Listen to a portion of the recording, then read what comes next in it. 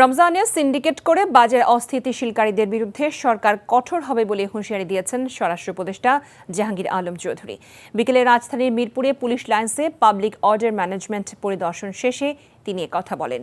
গেল বছরের তুলনায় এবার বাজার স্থিতিশীল রয়েছে জানিয়ে তিনি বলেন, যাতে অস্থির না হয় সেদিকে নজর রাখছে সরকার। এ সময় রমজানে জিনিসপত্রের দাম না বাড়ানোর জন্য ব্যবসায়ীদের অনুরোধ করেন তিনি। রমজান মাসে 2 নারীর প্রকাশ্যে ধূমপান ইস্যুতে তিনি বলেন, এই মাসে ধর্মীয় অনুভূতিতে আঘাত লাগে এমন কাজ না করাই ভালো।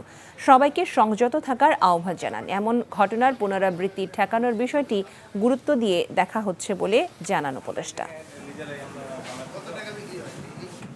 জিনিসপত্রের দাম না বাড়ায়, আপনারা দেখবেন অন্যান্য ধর্মাবলম্বীরা যারা তাদের যে সময় অন্যান্য অনুষ্ঠানগুলি হয়, ধর্মীয় অনুষ্ঠান, সে সময় তারা জিনিসপত্রের দামটা কমায় দেয়।